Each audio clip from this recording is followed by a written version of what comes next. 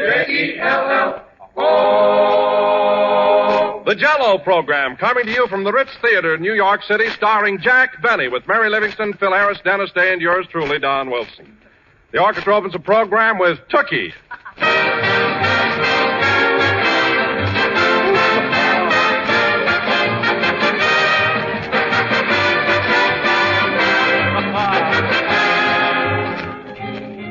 You know, friends, a lovely shimmering mold of Jell-O on the table has a wonderful way of lending luster to a meal, just as Christmas trees and candles, tinsel and holly lend their own special gaiety to this merriest of merry seasons.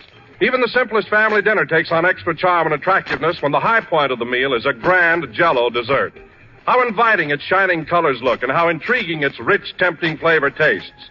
No other dessert can add more to the spirit and pleasure of any occasion, because no other dessert can outrival Jell-O's glistening beauty and refreshing goodness.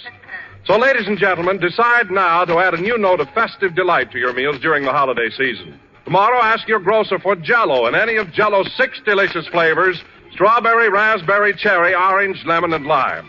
By the way, strawberry and raspberry Jell-O both have a new improved flavor obtained by using a natural flavor base artificially enhanced. And the result is a rich, distinctive goodness rivaled only by the juicy, ripe fruit itself. A unique flavor that cannot be duplicated in any other way. Try a grand treat made with genuine Jell-O, and you'll realize right away why Jell-O is America's favorite gelatin dessert.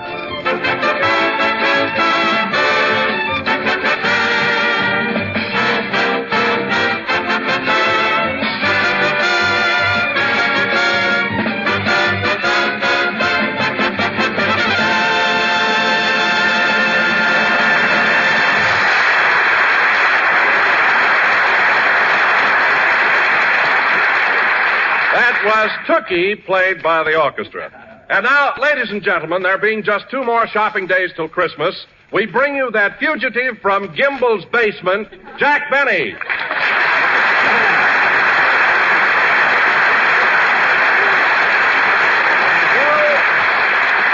Thank you. Hello again. This is Jack Benny talking. And Don, speaking of Gimbel's basement, I never saw so many women shopping in my life. I got shoved around like a blinza in Lindy's. Boy, what a mob. Pretty hectic, huh? Hectic. You know, Don, I can understand my derby getting caved in, my muffler torn, and the sleeve of my coat ripped off. But how I lost my pivot tooth, I'll never know.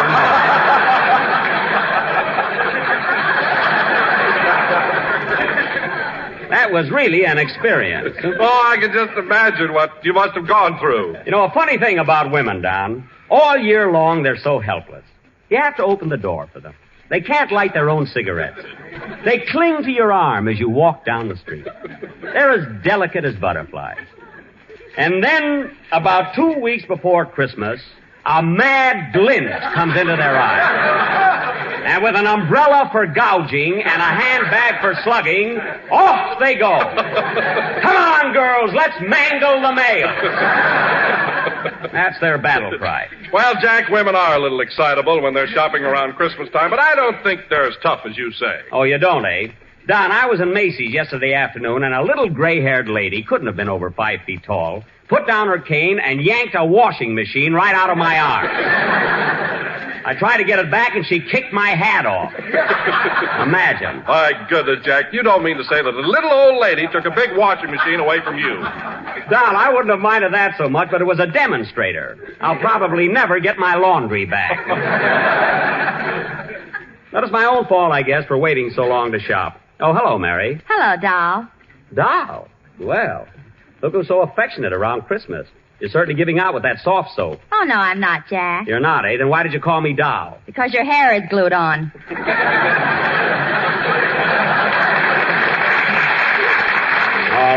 All right, young lady, that did it. There goes that mink coat I was going to buy you for a present. You were going to buy me a mink coat? Yes, I were. Or was. I was going to buy you a mink coat. I bet it were or was from Rabbit. Oh, no, it wasn't. You've lost a very beautiful gift. And you know the kind I hand out. Go on, you wouldn't buy Hedy Lamarr a Coca-Cola. For Christmas? What are you talking about?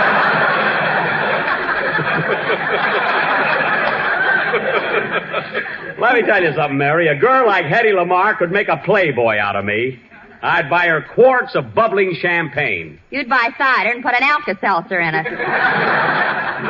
right, keep it up, keep it up. There goes Don's Christmas present, too. Hey, wait a minute, Jack. I didn't say anything. Oh, pardon me. I got a little mixed up there. Watch out, Don. He's laying for you. No, I wouldn't forget about Don's present, not after the way he laughed at the premiere last Tuesday night. How'd you like the picture, Don? Oh, I really enjoyed it, Jack. I got a big kick out of it. I laugh like anything. Sorry, Mary, the mink coat is over the dam. Anyway, Don, now that you've seen Love Thy Neighbor, what do you think of Fred Allen in it? Well, to tell you the truth, Jack... I mean, don't you feel that I get much bigger laughs than he does? Well, to tell you the truth, Jack, I think you're very good in the picture, and so is Alan. The honors are equally distributed. Oh. Oh, I see. Oh. Oh. Uh-oh. Mary. Then, Don, in your fat-headed opinion, you think Alan goes over as good as I do? Exactly. You both have a lot to do in the picture, you both photograph well, and you both get big laughs. Well, we both don't pay your salary, so start leaning my way.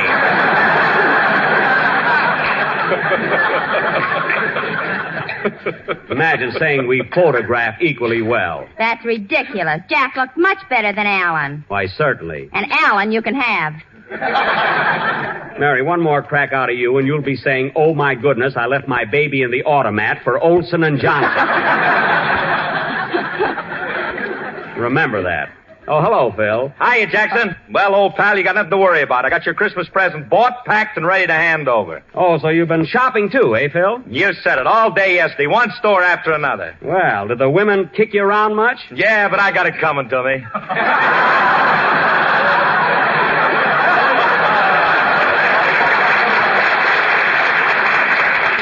You said it. You know, Phil, I've been so busy, I haven't had a chance to buy your present yet. What did you get for me? I ain't saying. You'll have to wait till Christmas. Oh, come on, Phil, tell me. All right, Jackson, I'll tell you what I bought you. Remember that camel's hair overcoat we saw in the window on Fifth Avenue? The one you were so nuts about? Yeah? Well, I got you a box of nuts.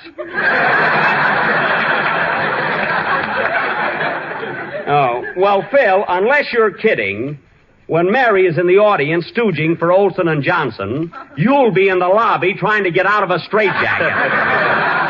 Catch on? The way I've been going the last few nights, a straitjacket wouldn't be bad. He's not fooling, folks. You know, Phil lives on the 18th floor of the St. Moritz Hotel, and he never uses the elevator. He just goes in and out the window.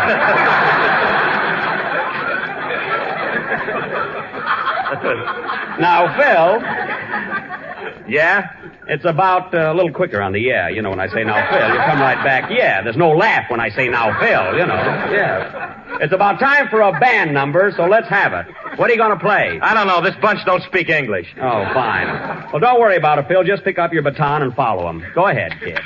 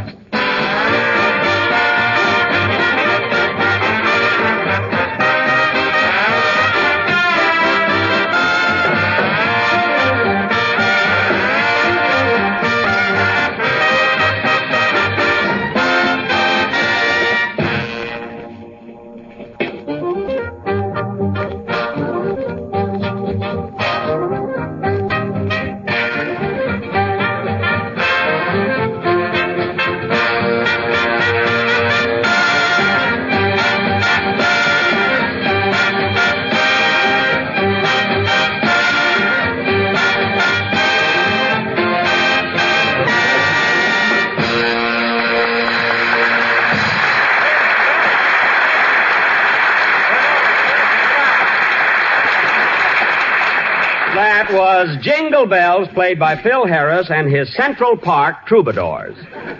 Troubadours meaning they are traveling musicians And Central Park, meaning they ought to get a room tonight.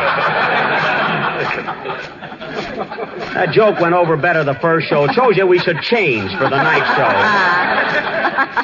What a gang you picked up here, Phil, huh? Well, music is just a sideline with these boys. I know. And I wish you'd tell the drummer to stop pestering me. I've got all the potato peelers I need. Those guys sell everything from razor blades to mink coats. Ho-ho! What are you all hoeing about? Fink, the fiddle player, has wonderful mink.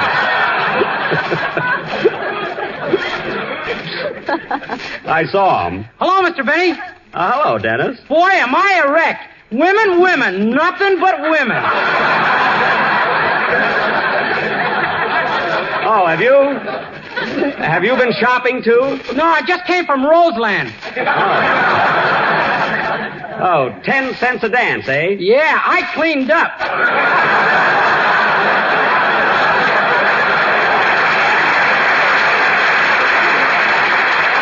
Say, Dennis, I hear that you and Kenny Baker have been stepping out and seeing the town together. Is that right? Yeah, and you know what, Mr. Benny? What? The other night I made him pay for everything. I stuck him for $2.45. You did? Well, now, Dennis, that's not very nice. If Kenny is kind enough to show you a good time, the least you can do is go 50-50. Or better still, pay all the expenses yourself. It's all right to save money, Dennis, but there's nothing like being a good sport.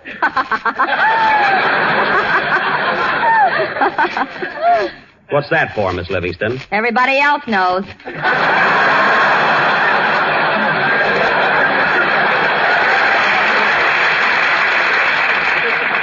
That's so.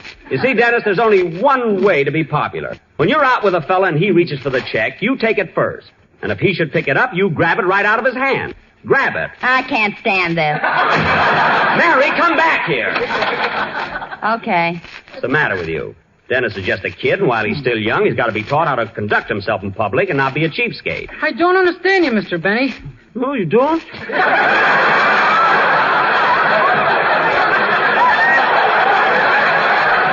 I don't understand you, Mr. Benny. I don't understand. Well, look, Dennis, I'll explain it to you.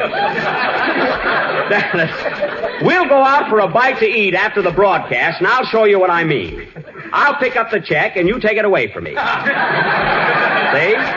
I'll take it away from you, and then you take it away from me. Then what? That's all, Bub. Mary, I warned you. Cut it out, kid. Hey, Jackson. Yes, Phil? My band number's over, and I still got a lot of Christmas shopping to do. Do you mind if I run along? Why, no, Phil. In fact, I think I'll go with you. There are a lot of things I got to get myself. Don, you can take charge of the rest of the program, can't you? Oh, sure. Don't worry about it, Jack. Come on with us, Mary. I want you to help me pick out a few things. Okay, but don't embarrass me. I won't. You know, there's a swell store near my hotel, the Sherry Netherlands, where I can buy almost... Wait a minute. Answer the phone, Mary. Okay. Hello? Hello, Miss Livingston. This is Rochester. Oh, boy, are you going to get us? Jack, it's Rochester. Rochester.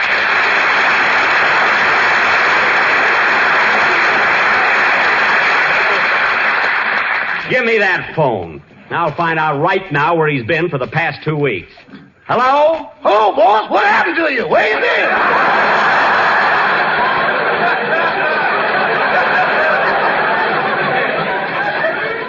Where have I been? I've been on the phone for the last 10 days trying to reach you. I call every hotspot in Harlem that's got a telephone. At the hot ones, you can't hear it ring. Rochester, I don't want any flippancies. I want the truth. Now, we arrived in New York a week ago Thursday. The 12th, they tell me.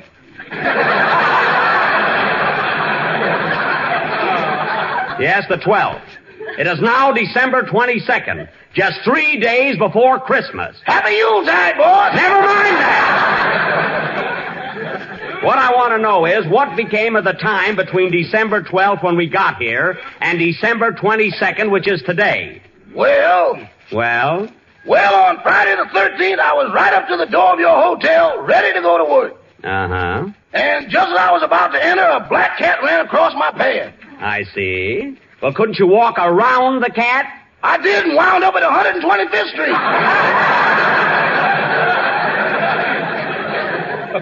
Oh, well, so much for Friday.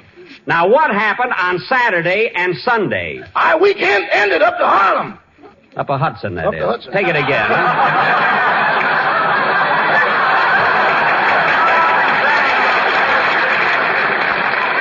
How did I know when he's on the other side of the telephone? Well, we'll get to Monday.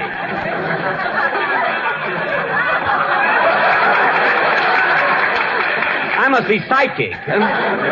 Then we'll get to Monday. After your weekend, Rochester, why didn't you call me at my hotel? I was so full of sherry I couldn't think of Netherlands.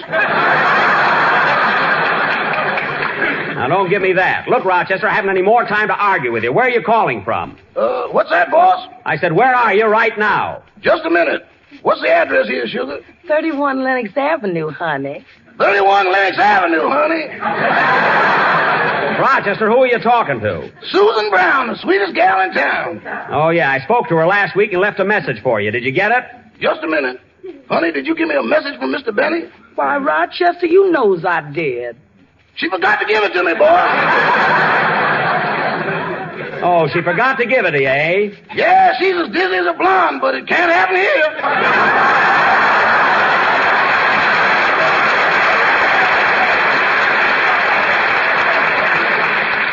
I see. Now, Rochester, I want you to go over to my hotel right away. That made up for the one you muffed.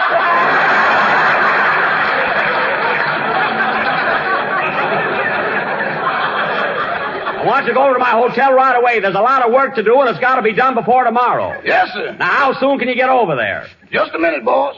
Say, Sugar, I don't think I'll be able to take you to the Savoy Ballroom tonight. Oh, that's all right, honey. I'll get somebody else. You better not get somebody else. I ain't going up there alone, Rochester. I want somebody to snuggle up to. You get somebody to snuggle up to, and it'll be your last snug.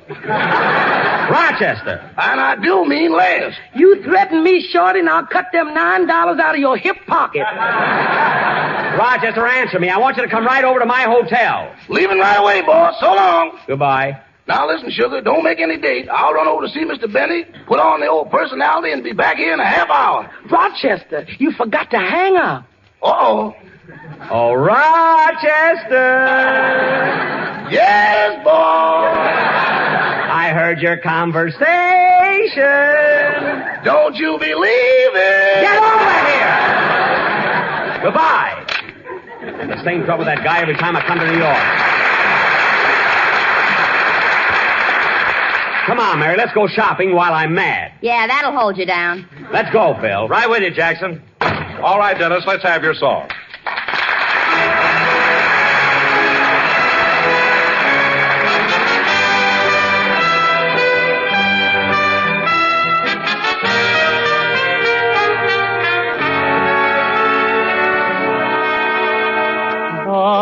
First Noel, the angel did say, was to certain poor shepherds in fields as they lay, in fields where they lay keeping their sheep on a cold winter's night that was so deep. Noel, Noel, Noel, Noel, born is the King of Israel. Away in a manger, no crib for his bed. The little Lord Jesus laid down his sweet head. The stars in the heavens looked down where he lay. The little Lord Jesus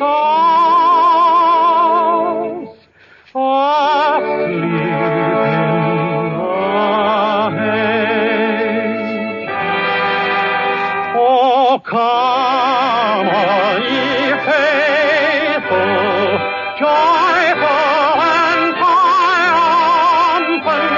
Oh, come, ye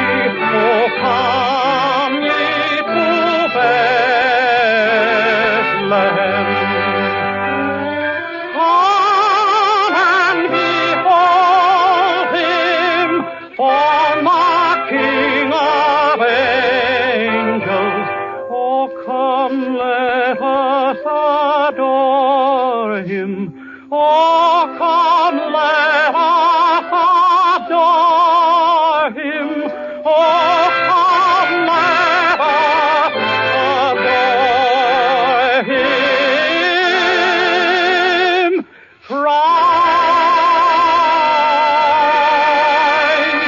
the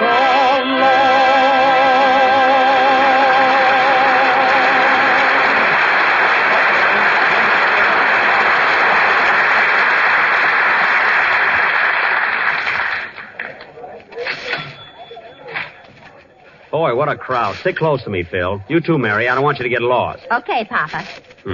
Are you going to take us to see Santa Claus, Daddy? Pipe down, both of you. Gotta have some system here.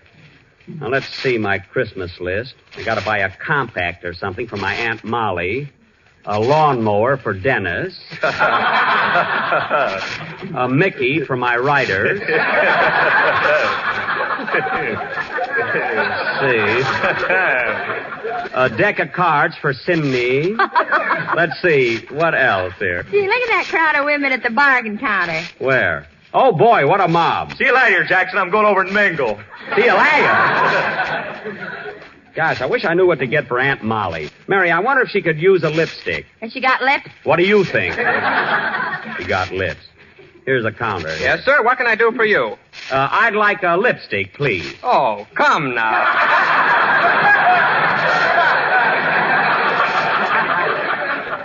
Look, it's not for me. I'm buying it for my Aunt Molly. I see. A lipstick for your Aunt Molly. That's who it's for. She lives in Chicago on LaSalle Street. What number? I don't know the number. Oh, you don't know the number, and yet you want to send a lipstick to your Aunt Molly. I'm not going to send it. I'm going to take it to her. I'm going to stop off in Chicago on my way to California. Oh, I suppose you're the only one that ever went to California. What are you talking about? I live in California. I got a home there. Well, I've got a home here, but I don't brag about it. I wasn't bragging. Now, look, mister, all I want is a lipstick. Am I going to get it or not? Sorry, I've decided against you. Next case, please. If the guy isn't screwy, then I don't know what. More trouble over a lipstick. Mary, I ought to go over to the grocery department and get Don a case of Jell-O. He'll love it for Christmas. Well, why don't you get 2 cases so you can fill a stocking? I'll get all the 6 flavors. That'll do it. And Mary, while we're in the store, I think I'll buy a collar button. I need one. Yeah, your Adam's apple ain't practical. It's just an emergency. I lost the button. There's the men's department over there. Pardon me, could you tell me where I can buy an evening gown so I should look like Lena Turner?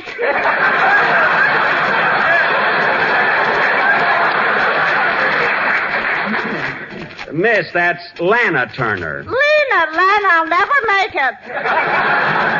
Well, I'm sorry, miss. I'm Jack Benny. I'm not a floor walker. I saw your picture. Get ready.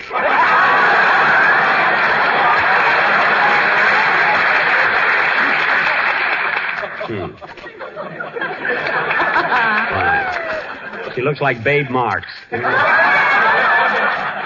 on, Mary, let's get that collar button. I haven't got much time. You'd have plenty of time if you stopped flirting with that girl. Who was flirting? She thought I was a floor walker, didn't she? Well, you didn't have to roll your big blue eyes at her. Mary, just because my eyes happen to be large and devil may care it. Don't have to accuse me of flirting. Here we are. Good evening, sir. What can I do for you? I'd like to buy a collar button. A collar button? Yes, sir. Now, here's a nice one for $85. $85 for a collar button? Yes, that includes dress shirt, tie, socks, patent leather shoes, and a double-breasted tuxedo. Well, that's a good buy, all right, but all I want is a collar button. Sorry, we never break up a set. Well, now, that's ridiculous. You know, mister, I've shopped in every city in the United States, but I've never been in a store like this. I tried to buy some lipstick a few minutes ago. Lipstick? Oh, come now. It sounds silly, but I had a good reason. And the salesman at that counter insulted me. Oh, Jack, look. What is it? Look who's over there at that counter. Where? Right there. Isn't that Kenny Baker buying a camera? Well, sure enough, it is Kenny. Let's go over and say hello. Gee, miss, this camera looks swell. I think I'll take it. How much is it? $3. $3? Gee, Dennis would like it all right, but haven't you got something for 55 cents? $12. Why, yes, but I thought you wanted to spend $3. I do, but he's already hooked me for $2.45. Oh, Kenny. Hello, Kenny. Huh? Oh, well, I'll be doggone. Hello, Jack. How are you, Mary? Gee, I'm glad to see you.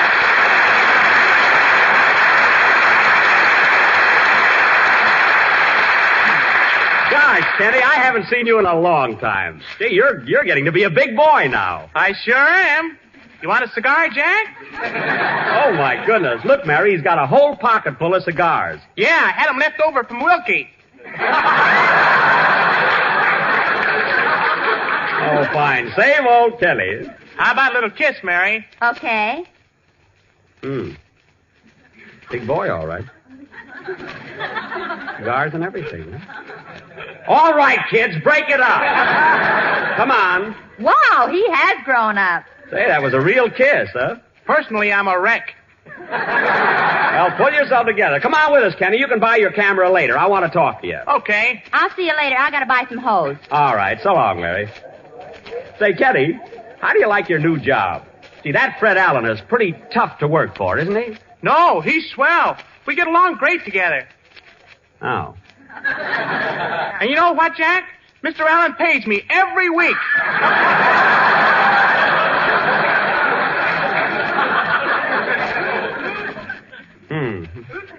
Does, eh?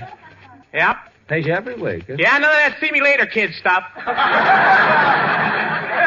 Well, you must have a pretty short memory, Kenny. I used to have that envelope for you every week, too. Yeah, but with Mr. Allen, I don't have to play treasure hunt. Oh, well, good, clean sport. Never hurt anybody. Say, Kenny. Yes, please? Oh, fine. Say, Kenny, I just happened to think of something. Remember the time you first came to work for me and I invited you over to the house for a Thanksgiving party? Yeah. I'll never forget how bashful you were. You remember I asked you if you wanted to have some more turkey? Yeah, and I was so darn nervous I said yes. Oh, that turkey wasn't so bad. Have you got much left? Same old Kenny. Gosh, I'll never forget the time. Kenny, remember when it was Halloween and I didn't know you were in the backyard? Yeah. All of a sudden I heard a noise at the window, and there you were. Wasn't that funny? Thanksgiving and Christmas are 2 days out of the year when it's fairly easy to decide on a dessert. Because you can figure that most families will be looking ahead to mince pie, pumpkin pie, or plum pudding. But during the rest of the 365 days of the year, choosing a dessert is always a problem. And that's where General Foods' new calendar of desserts comes to your rescue. This handsome recipe book gives you a different dessert inspiration for every day in the year. Between its bright, attractive covers, you'll find 365 suggestions for all kinds of delicious treats, profusely illustrated with beautiful color photographs. There's page after page crammed with mouth-watering pictures and descriptions of clever dessert dishes, pastries, puddings, cakes, and cookies, not to mention lots and lots of grand Jell-O desserts. A flip of the page brings you a new and tempting dessert idea every day, and it's easy to get, too. Just mail 10 cents in coin or stamps to Jack Benny, care of General Foods, Battle Creek, Michigan, and a copy of the calendar of desserts will be forwarded to you at once. Send for yours today. Merry Christmas. See you Wednesday, Miss Benny. How often do you lie awake at night, ladies and gentlemen, listening to the ticking of the clock grow louder and louder and louder? And how often would you avoid that wakefulness if you drank Sanka coffee instead of ordinary coffee? Sanka coffee permits sleep because it is 97% caffeine-free. And Sanka is real coffee at its